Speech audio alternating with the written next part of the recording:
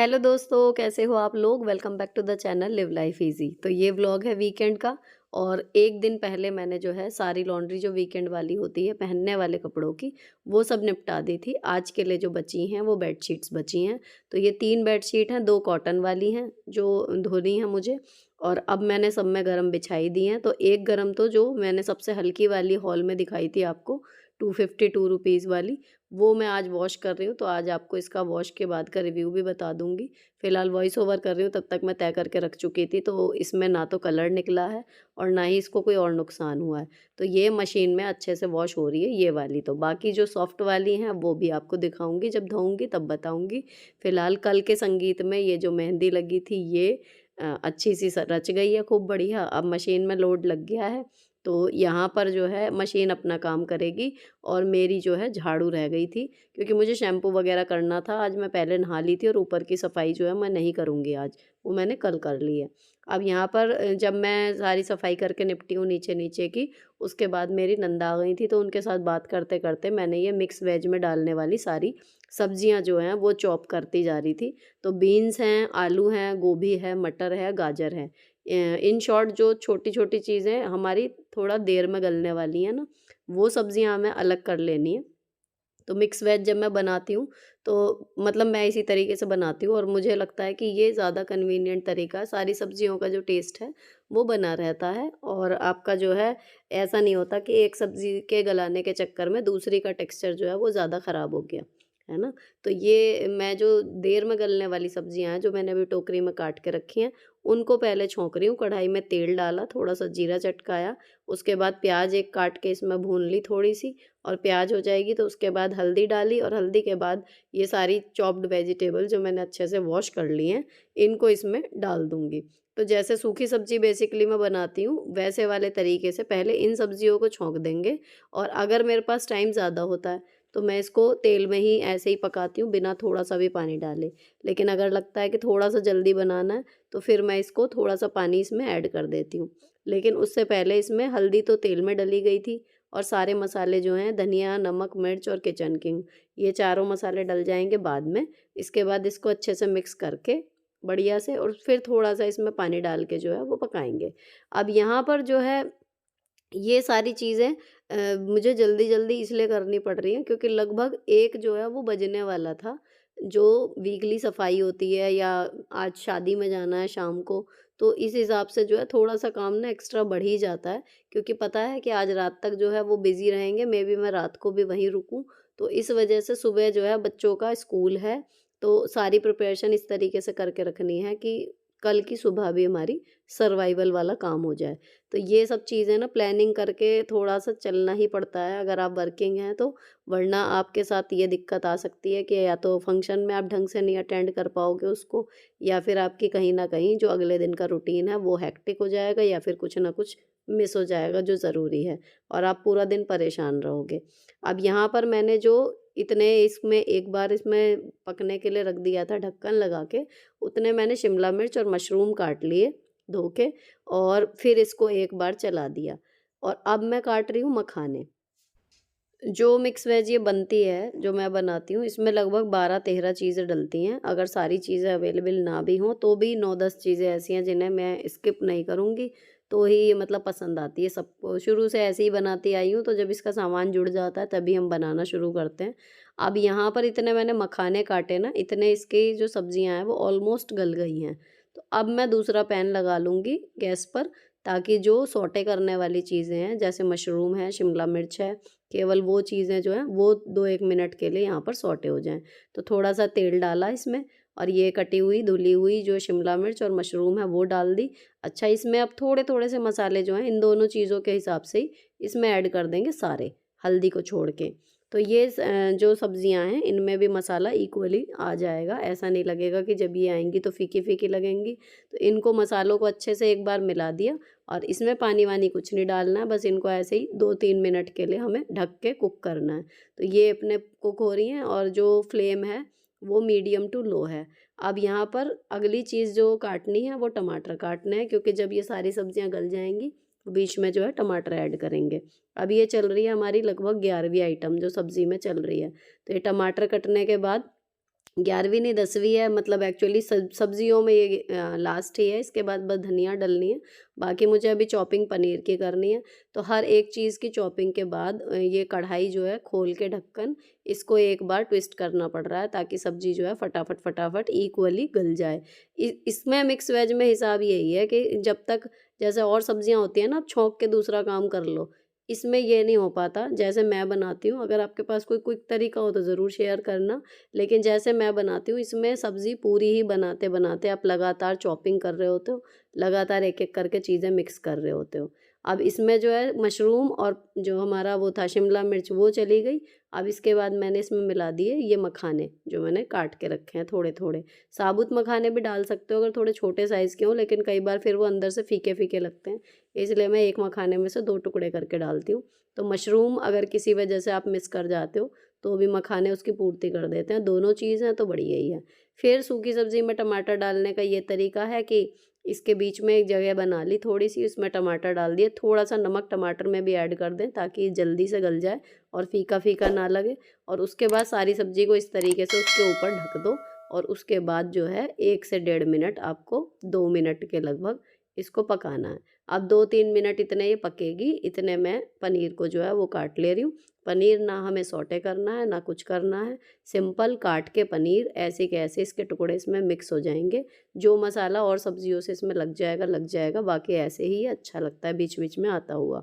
तो यहाँ पर टमाटर भी बहुत ज़्यादा एकदम मतलब चटनी नहीं करने, हल्के-हल्के, मतलब मिक्स वेज में यही है, सारी सब्जियाँ थोड़े से बड़े साइज़ में हों और बीच-बीच में अलग-अलग उनका फ्लेवर आए, जब पता लगे मुँह में, जब खाएँ कि गोभी खा रहे हैं या मशरूम आ रहा है या अब बीन्स आई हैं, है ना? बहुत ज़्यादा बारीक हमें इसे नहीं करनी है, तभी मज़ा आता है इसे खाने में। लेकिन ये सब्ज़ी जो बन रही है ना, ये इतनी, अगर मैं कहूँ कि मैं जो बना सकती हूँ उनमें से बेस्ट चीज़ों में से एक ये है। और इसका आप सैंडविच बना लो सुबह ब्रेड में रख के, इसीलिए थोड़ी हमेशा एक्स्ट्रा बनाती हूँ।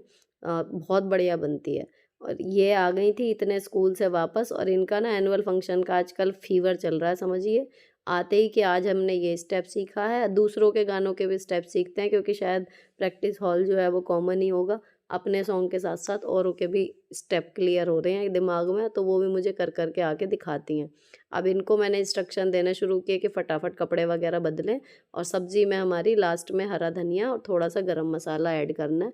इसके बाद मिक्स करने के बाद ये लास्ट मिक्स है और हमारी सब्ज़ी यहाँ पर रेडी हो जाएगी। तो आप लोग ज़रूर ट्राई करना मिक्स वेज इस तरीके से बनाने की, ये सारी चीज़ें मिला के, और मुझे ज़रूर बताना कि कैसी बनी।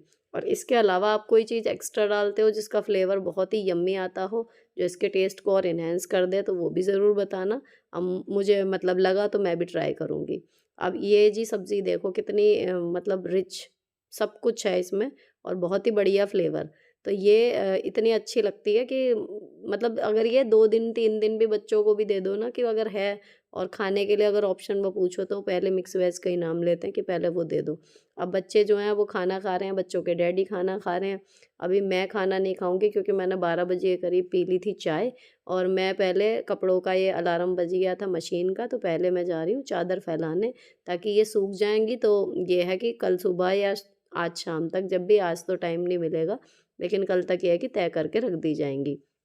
अब ये वाली चादर जो है वो बिल्कुल सही निकली, मैंने आपको शायद अभी पहले भी बताया, इसमें कोई शिकायत नहीं आई। अब ये वाली चादरें फैलाने के बाद मेरा जो वीकेंड का काम है, वो बिल्कुल ख़त्म हो गया। पायदान वग़ैरह मैंने कल धो दिए थे, जिस दिन मेहंदी वाला दिन था ना, उस दिन मैंने पायदान वग़ैरह सब धो दिए थे।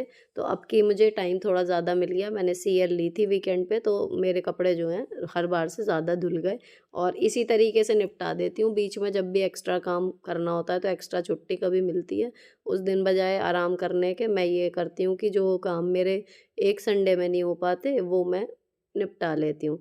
तो सैटिस्फैक्शन सा रहता है, और सबसे बड़ी बात कि आगे के वर्किंग डेज़ थोड़े से काम हो जाते हैं, तो कहीं न कहीं इसमें मेरा ही स्वार्थ है। अब ये कल की वीकली वाली लॉन्ड्री जो है वो सूख रही है सब, इसमें से जो ठंडे कपड़े हैं वो नीचे जाएँगे, और जो गर्म कपड़े हैं वो मैं ऊपर वाले बेडरूम में ही रखती हूँ सेफ में। तो उन्हें उतार के मुझे ऊपर रखना है, तो पहले मैं इन्हें उतार रही हूँ। तो यहाँ पर जब मैं देखने लगी कि दोनों साइड के कपड़े मैंने देखे, तो फिर मैंने ये ठंडी वाली कमीज़ें अभी यहीं पर रख दी, इन्हें जाते हुए नीचे लेके जाऊँगी। पहले ऊपर वाले जो हैं वो उतार के रख देती हूँ। तो यहाँ पर ये वुलन और अलग रखने से ना मेरा एक बहुत बड़ा काम यहाँ पर हल्का हो गया जब से मैं इस घर में आई हूँ, कि जब सीज़न बदलता है तो हमारे को अटैची वगैरह खोल के सर्दी के कपड़े अंदर से बाहर निकालने होते हैं और गर्मी के कपड़े वापस अंदर रखने होते हैं ना, वो एक बहुत बड़ा काम होता है। मेरा वो काम बिल्कुल ख़त्म हो गया यहाँ पर। मैंने जो वुलन हैं सर्दी के सारे कपड़े ऊपर के इन दोनों सेफ़ों में लगाए हुए हैं और जो ठंडे कपड़े हैं वो नीचे की कबर्ड में हैं। तो सर्दी में भी मैं इनका प्लेस चेंज नहीं करती, ऊपर से ही आके लेके जाते हैं कपड़े गर्म, और नीचे जो है जब मतलब जाते हैं पहनने के लिए, वापस जब धुल जाते हैं तो मैं ऊपर ही रख देती हूँ और इन्हें तय करके यहीं का यहीं से सेट कर देती हूँ। तो डेली ही चक्कर लगेगा, आपको अपने गर्म कपड़े एक बार लेने पड़ेंगे ऊपर जाके, लेकिन वो एक बड़ा-सा काम जो रहता है ना कि पूरी अलमारी ऊपर नीचे करने का, वो मेरा यहाँ पर आकर ख़त्म हो गया। अब ये बेडशीट जो है 2 तो मैं फैलाऊँगी रेलिंग पर, बाकी सारे पिलो कवर इस पे ही आ जाएँगे, और बाकी फिर ये इस तरीके से देखो इस पे लॉन्ड्री हैंगर पे पूरा आ जाता है। अब मेरे हस्बैंड को ना फ़ीवर हो गया आज, तो ये इनको ठंड लग रही थी, जब तक मैं वीडियो शूट कर रही थी, जब तक फ़ीवर नहीं हुआ था, बस इन्हें ठंड लग रही थी। तो ये बैठे हैं धूप में थोड़ी देर खाना-वाना खा के, और मैं आ गई हूँ नीचे, तो ये वाले कपड़े और कुर्सी पे जो हैं वो मैं तय करके रखूँगी और उसके बाद थोड़ी देर में रेस्ट करूँगी। अब ये क्लिपिंग है शाम की, तो शाम को अब ये है कि शादी में जाना है, तो शाम की चाय वग़ैरह आप सब पी के अब मैं ये किचन जो है वो बिल्कुल क्लीन कर दूँगी, डिनर वहीं पर है। तो यहाँ पर ये आज हमारा जो किचन में गीज़र लगा था, उसमें पहली बार समझिए बर्तन धुल रहे थे। तो इसकी सेटिंग वग़ैरह बनाने में अभी जो बिल्कुल कहना चाहिए परफ़ेक्ट वो वाला लगेगा ना, उसमें 2-4 दिन लग जाएँगे। पढ़ते-पढ़ते आदत पड़ेगी, लेकिन बहुत अच्छा लग रहा था। गरम पानी, कभी नहाने के लिए नहीं नसीब होता था जब छोटे थे, तो बड़ी मुश्किल से होता था कि गैस पे एक भगोना गरम करो, कम-कम में नहा लो, और आज लाइफ़ ने ऐसा मौका दे दिया कि हम बर्तन धोने के लिए भी गरम पानी टैप में आ रहा है। तो कहने को कह सकते हैं कुछ 1-2 कमेंट आए भी थे जिसमें दिखा रहे थे कि दिखावा कर रही है ये ऑल दैट, लेकिन क्या करूँ जब मेरी लाइफ़ जैसी थी मैं नहीं भूल पाती अपनी स्टार्टिंग मेरी लाइफ़ की, जो मेरा बचपन था या टीनेज थी, जो अभाव उस टाइम पे इतने ज़बरदस्त तरीके से मेरी लाइफ़ में थे, उनको मैं नहीं भूल पाती हूँ, और आज जब वो चीज़ें मिलती हैं तो भी मुझे याद आता है वो टाइम कि हाँ, वो टाइम भी था और ये टाइम भी है।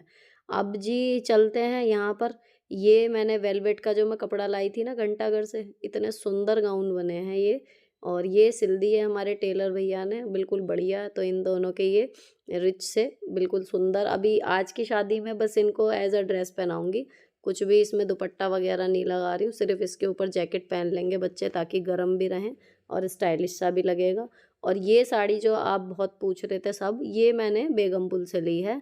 जब रंजना को जिसकी शादी है, उसकी शादी की शॉपिंग करा रहे थे ना, तो ये साड़ी मुझे अच्छी लगी थी। अब बल्क में सारी साड़ियों की जब बार्गेनिंग वगैरह हुई ना, तो ये साड़ी मुझे सिर्फ़ 1400 रुपए में पड़ी है, और इसीलिए मैंने ले भी ली। तो ये है कि मैं लेने तो नहीं गई थी, लेकिन जब साथ में जाते हैं कोई चीज़ अच्छी लगती है, तो ऐसे ही कोई रहता है ना कि ये अब मुझे ऐसा लग रहा है कि ये टाइमलेस है। इसको मैं आज से 10 साल बाद भी पहनूँगी ना, तो ये अच्छी लगेगी। एज वाइज़ भी, लुक वाइज़ भी इसमें ऐसा कुछ नहीं है जो आउटडेटेड हो जाए। तो ये साड़ी मैंने कलर और मतलब सारे काम को देखते हुए फिर ये ले ली, तो ये 1400 रुपए की पड़ी है। चलो अब इसको पहन के तैयार होते हैं फटाफट से, और अब मैं जी हो गई आज तैयार। आज मैं बिल्कुल ट्रेडिशनल तरीके से तैयार हुई थी, जैसे मैं शादी के कुछ दिन बाद होती थी, और मैंने सारा गोल्ड पहना है। मतलब मुझे ऐसा लगता है जो बनारसी साड़ी है, उस पे गोल्ड वाली ज्वेलरी सबसे ज़्यादा अच्छी लगती है। और उसमें आपको ज़्यादा सोचना नहीं पड़ता। प्लान ये था कि लहंगा वगैरह सब कुछ पहनेंगे, लेकिन मेरी साइटिका का दर्द जो है वो आजकल इतना परेशान मुझे कर रहा है कि मैं आपको बता नहीं सकती। ना दवाई से कुछ उसमें असर हो रहा है, ना स्ट्रेचिंग से कुछ हो रहा है, तो मैं पूरी उससे डिस्टर्ब हुई हुई हूँ, इसलिए मैंने लहंगा नहीं पहना, वरना ये साड़ी आ ज़रूर गई थी, पर ये प्लान नहीं था कि शादी में यही पहनेंगे, मेरा लहंगा का भी इरादा था। तो फिर मैंने साड़ी ही ऑप्ट की कि चलो सिंपल सा तैयार हो जाते हैं, लहंगे में थोड़ा ज़्यादा तैयार होना पड़ेगा। फिर इनके लिए जो है मैंने 2-4 इनकी फ़ोटो खींची, क्योंकि बहुत सुंदर लग रही थी, और उसके बाद फिर बनाई आप लोगों के लिए अपनी एक क्लिपिंग की ओवरऑल पूरी साड़ी मेन कैमरा से कैसी लग रही है। आप भी बताना कैसी बंधी है, कैसी लग रही है, आपको कैसी लगी, और अगर इसका मिलता-जुलता कोई रेप्लिका मुझे ऑनलाइन में दिखा, तो उसका लिंक मैं इन फ्यूचर ज़रूर अगर कभी भी मिला तो आपके साथ शेयर करूँगी।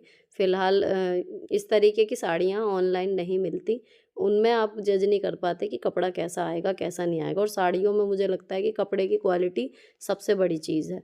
अगर कपड़ा ही अच्छा नहीं है ना, तो कितना भी अच्छा कलर वगैरह हो, वो बेकार लगता है। फिर हमारा रूल है कि हम कहीं जाने से पहले पिक्चर्स ज़रूर क्लिक करते हैं, तो वो हमने की और उसके बाद फिर हम लोग निकल लिए जहाँ पर शादी थी वहाँ। अब आपको दिखाती हूँ शादी की डेकोरेशन थोड़ी-सी, बस यहीं पर शूट किया था, अंदर की ज़्यादा कुछ की नहीं थी, लेकिन यहाँ शुरू में फाउंटेन था जो मुझे बड़ा सुंदर-सा लगा।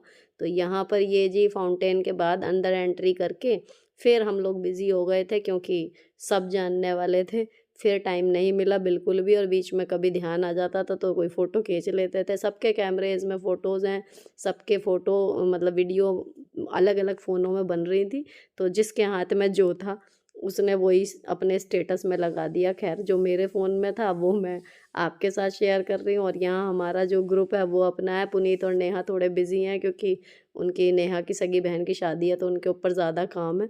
तो हम लोग चारों और बच्चे जो हैं वो थोड़ा ज़्यादा टाइम स्पेंड कर रहे थे साथ में। जब हमारी ज़रूरत पड़ रही थी तो आवाज़ लगा दी। और ये देखो नेहा मेरी देवरानी कितनी सुंदर लग रही है। इसका लहंगा भी वहीं से ही लिया था हमने, लाल कुर्ती से ही। बहुत सुंदर लहंगा आया ये, है ना? तो ये उसके बाद जी हमारी दुल्हन, जो बहुत ही सुंदर लग रही थी, इतनी प्यारी लड़की है ये। तो आज इसको देख के बड़ी खुशी हो रही थी। तो फाइनली इनकी लाइफ़ की एक नई जर्नी शुरू होने वाली है। इनको आप भी विशेस दीजिएगा, हमारी तो दुआएँ इनके साथ हैं ही। और उसके बाद फिर खाना-पीना, फ़ोटो सेशन, यही सब चीज़ों का दौर चलता रहा, ताकि मतलब ये है कि जब तक बारात नहीं आ रही और क्या ही करेंगे। इसके बाद इनको थोड़ा बुखार सा चढ़ने लगा था, तबीयत सही नहीं थी। तो फिर बच्चों को अगले दिन स्कूल था, बच्चों को लेके ये आ गए थे घर। मैं रुकी हुई थी, क्योंकि मुझे पुनीत भैया मतलब इनके साथ छोड़ जाते, प्रियंका और जिया जी के साथ। तो फिर हम लोग वरमाला तक रुके। तो वरमाला होने के बाद फिर मैं घर आ गई थी, रात को नहीं रुकी। कुछ इनकी तबीयत, कुछ मेरा दर्द बढ़ रहा था, लेकिन रात को रुकने का जो प्लान था वो हमारा नहीं चला। तो फिलहाल ब्लॉग यहीं पर ख़त्म होता है। अच्छा लगा हो, कोई भी बात पसंद आई हो व्लॉग में, तो चैनल को सब्सक्राइब किए बिना मत जाना। मिलती हूँ आपसे नेक्स्ट वीडियो में। Till then bye bye. Stay beautiful always.